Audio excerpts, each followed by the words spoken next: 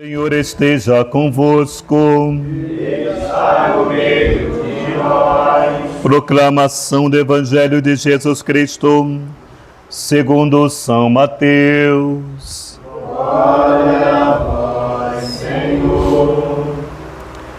Depois da multidão dos pães, da multiplicação dos pães, Jesus mandou que os discípulos entrassem na barca e o seguissem à sua frente para o outro lado do mar, enquanto ele despediria as multidões.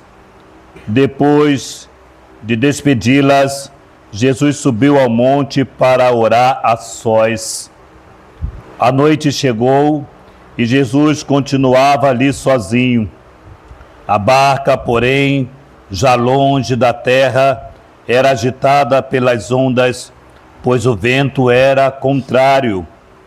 Pelas 3 horas da manhã, Jesus veio até os discípulos andando sobre o mar.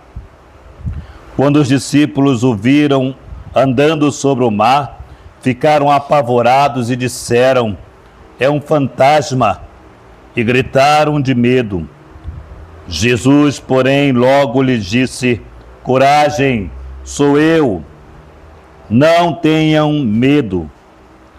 Então Pedro lhe disse: "Senhor, se és tu, manda-me ir ao teu encontro, caminhando sobre a água." Jesus respondeu: "Vem." Pedro desceu da barca e começou a andar sobre a água em direção a Jesus. Mas, quando sentiu o vento, ficou com medo e, começando a afundar, gritou: "Senhor, salva-me!" Jesus logo estendeu a mão, segurou Pedro e lhe disse: "Homem fraco na fé, por que duvidastes?" Assim que subiram no barco, o vento se acalmou. Os que estavam no barco prostraram-se diante dele, dizendo: "Verdadeiramente, tu és o Filho de Deus." Palavra da salvação. Glória a vós, Senhor. Amados irmãos e irmãs, diz para nós o salmista, inicia assim: "Quero ouvir o que o Senhor irá falar. É a paz que ele vai anunciar. Está perto a salvação dos que o temem, e a glória habitará a nossa terra."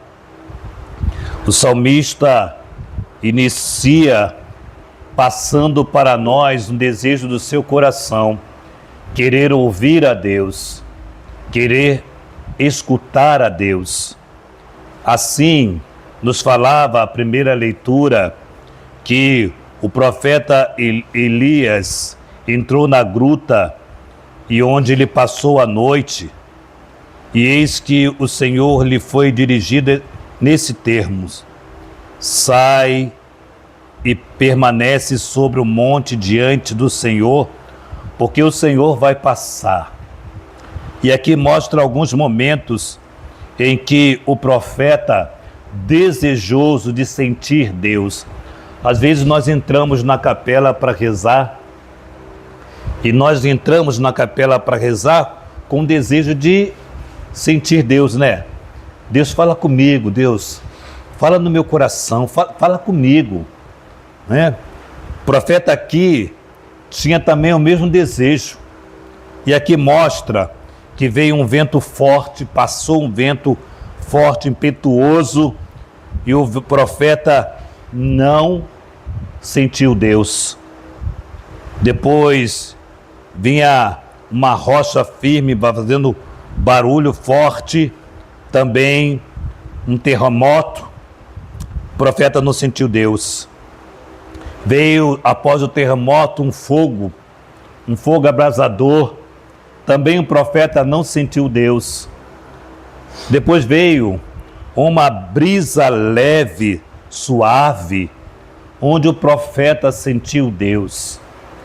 Talvez, amados irmãos, o lugar que nós queremos ou que achamos que podemos sentir a Deus, quando eu digo lugar, eu não digo o lugar físico, mas digo o nosso coração. Como nós estamos. Às vezes nós estamos tão imersos às nossas necessidades, os nossos problemas, os nossos sofrimentos, as nossas perspectivas de vida, daquilo que nós desejamos, daquilo que nós queremos, que nós não conseguimos ouvir Deus. Às vezes, as nossas ansiedades, né, diante das nossas preocupações, que podem ser diversas, faz com que nós não escutemos a Deus. Nós paramos na capela sozinhos, né? Aí nós perguntamos, nós da comunidade, cada um de nós, quantas vezes nós entramos na capela para estar com o nosso Senhor. Quantas vezes? Eu me lembro que no seminário, numa pregação, no retiro, o pregador falava sobre isto. Nós, seminaristas, os padres, homens de oração, pessoas de oração, mas quantas vezes nós paramos para entrar na capela para estar com o Senhor? Aqui na nossa casa nós passamos para um lado, passamos para o outro, mas quantas vezes nós paramos para estar com o Senhor? E muitas vezes nós queremos parar com o Senhor quando vem a tempestade, o vento impetuoso, quando vem o fogo abrasador, quando vem um terremoto, aí nós queremos parar para estar com o Senhor. E diante de tudo isto, nós não experimentamos o Senhor, porque nós escolhemos talvez o pior momento nosso para estar com o Senhor, onde os nossos ouvidos não estão dispostos a ouvir o Senhor. Parece que nós queremos só falar dos nossos problemas, das nossas dificuldades, das nossas falhas, dos nossos fracassos, daquilo que não deu certo na nossa vida. Parece que nós queremos Deus somente para vomitarmos as nossas frustrações. E não queremos estar com o Senhor para ouvi-lo, para acolhê-lo. E exatamente essa experiência que a nossa leitura, a primeira leitura nos passa, e o salmista diz: quero ouvir o que o Senhor irá falar. A paz ele vai anunciar. Em primeiro lugar, nós precisamos entender que o nosso Deus é o Deus da paz. Em primeiro lugar. As nossas lutas, as nossas brigas interiores, dos nossos interiores, não, isso não traz a presença de Deus em nós. Ao contrário, a gente sai até chateado, zangado, brigado. Que Deus é esse? Cadê Deus? Eu continuo com o mesmo problema, a mesma situação. A minha tempestade ainda não passou. Eu ainda estou esvairindo no sofrimento. Cadê esse Deus? Talvez nós saímos da capela porque encontramos o lugar tempestuoso para nós falarmos com Deus. A segunda leitura da carta de São Paulo, como se decepcionado com seu povo, diz: tenho no coração uma tristeza, uma dor contínua, a ponto de desejar eu mesmo ser segregado por Cristo, em favor dos meus irmãos e da minha raça, os israelitas, aqueles que, por vontade própria, não quiseram ouvir profundamente Jesus Cristo, nosso Senhor. Por isso o Evangelho de hoje é muito interessante, que vai nos falar, vai nos comunicar. Primeira parte aqui é muito interessante. Depois das multidões, multiplicação dos pães, Jesus mandou os discípulos que entrassem numa barca e seguissem à sua frente para o outro lado, enquanto ele iria despedir-se do povo. Depois de despedi-la, Jesus subiu ao monte para orar a sós. Olha aí. Jesus, depois de ter feito aquelas multiplicações dos pães e dos peixes, que nós vimos esses dias atrás, Jesus manda os discípulos irem à sua frente para que ele pudesse ficar a sós. Aqui está o ponto mais rico da nossa vida pessoal com Deus. Será que nós temos intimidade com Deus? Será que temos? Será que nós temos intimidade com Deus? Porque se eu não tenho tempo para estar com Ele, para estar com um grande amigo que é Deus, que intimidade eu posso ter? Quem pode dizer que tem intimidade com Deus e não tem tempo para estar com um grande amigo? Que intimidade é essa? Onde eu só paro para estar com Ele, para vomitar as diversas situações difíceis que eu tenho? E não são poucas, né? Que intimidade é esta? Nenhum de nós, por exemplo, que tem um amigo e esse amigo só procura a gente quando está precisando, não tem assim? O amigo some, desaparece. Quando está precisando de alguma coisa, de algum recurso nosso, ele aparece. Dá uma tristeza em nós, né? Só me procura quando precisa, né? Assim também, muitas vezes, nós fazemos com Deus. Muitas vezes nós temos esse tipo de relação com o Senhor. Mas aqui o ponto mais importante aqui para nós é que Jesus foi rezar. Jesus queria estar com o Pai.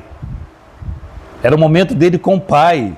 Ele teve com seus discípulos, ele teve com aquela multidão. Agora Jesus queria estar com o Pai. Queria experimentar o Pai. E Jesus vai orar. A barca já estava longe e Jesus foi andando sobre o mar. Porém, a barca estava sendo agitada pela água.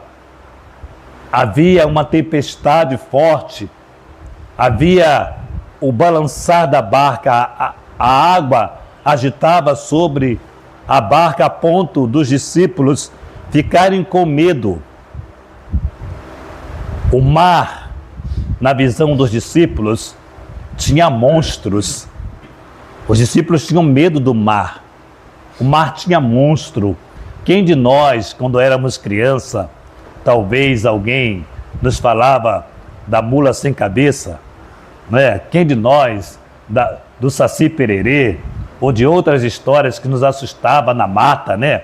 Nós tínhamos medo, nós não dormíamos em paz, porque nós éramos crianças e tínhamos medo. O mar também tinha suas histórias terríveis, porque quantos já foram para o mar e não voltavam?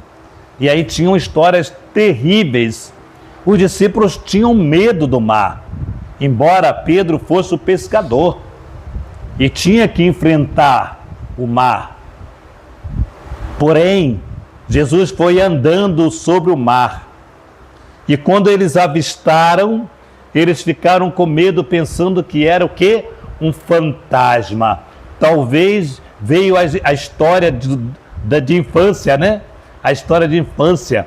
A mãe falava do mar, o pai falava do mar, alguém falava do mar, para a criança não ir, né, para o mar e ir lá morrer afogado, né? Talvez contavam histórias terríveis para a criança ter medo do mar. E esse medo atravessou a sua maioridade, e os discípulos ficaram com medo. E aí Jesus falou: sou eu, este sou eu, significa eu sou, traz de novo Deus, eu sou. O profeta vai dizer: mas vão me perguntar quem és tu? Deus falou: diga para eles que eu sou, lhe falou. É o nome de Deus. E aí Jesus diz para aqueles discípulos: sou eu, não tenhas medo. E aí Pedro diz: olha, inseguro, com medo, diz: se és tu mesmo, Senhor, manda-me então ir andando também sobre o mar. Jesus, com uma palavra, apenas um verbo, diz vem. E Pedro desceu do barco e começou a andar. Eu não sei quantos passos Pedro dera ao encontro do Senhor. Amados, eu não sei quantos passos vocês têm dado ao encontro de Deus. Eu não sei quantos passos cada um de nós temos dado ao encontro de Deus. Mas Pedro deu passos, mas duvidando. Ainda estava no coração de Pedro medo. Quando nós estamos em oração a Jesus e nós estamos duvidando da sua presença, nós vamos afundar. E eu quero dizer para vocês que o nosso Senhor não está para fazer o que eu quero, como eu quero, do jeito que eu quero. Eu vou rezar e vou pedir a Deus, e Deus vai fazer do jeito que eu quero, do jeito como eu quero, porque eu tenho rezado e Deus não tem feito do jeito que eu quero até hoje. Não tem feito como eu quero, do jeito que eu quero, não tem feito. A nossa oração a Deus não pode ser uma oração de imposição a Deus. Me dê o meu trabalho, eu quero sair daqui e eu quero um trabalho. Eu quero a minha casa. Eu quero meu recurso, né? Um processo que eu tenho, eu quero. Eu tenho um processo na justiça, eu quero vencer esse processo. Nós, muitas vezes, nossas orações são orações de imposição. Nós impomos a Deus como Ele tem que fazer na minha vida. Talvez os passos que Pedro estava dando eram passos ainda cheios de medo, sem confiar em Jesus. E olha que Pedro passou há poucos dias pelo milagre dos pães e dos peixes. Ele também comeu os pães e os peixes. E eu digo de novo, não sei quantos passos ele deu ao encontro de Jesus, mas foram passos que duvidava e ele começou a afundar. Amados irmãos, quando nós deixamos de mirar Jesus, de ver Jesus na nossa frente, nós afundamos. Você sempre vai afundar quando abandona a fé. O nosso fundador, o fundador da nossa comunidade, costuma dizer que o irmão que sofre lá com a sua dependência, sua dependência química, e não só a dependência química, como toda e qualquer outra dependência, né? A pornografia é uma dependência, também é uma dependência, né? Então nós estamos diante de tantas outras dependências, né? Então, quando nós, diz o fundador da comunidade Servo da Divina Misericórdia, ele dizia: quando nós caímos, não caímos porque utilizamos esse instrumento de dependência, caímos porque abandonamos, não olhamos para Deus, não miramos Jesus Cristo, aí caímos. Ou seja, paramos de rezar, paramos de adorar, paramos de clamar o nome de Jesus, paramos de orar pelos nossos filhos, pela nossa casa, por aqueles que nos compõem, paramos.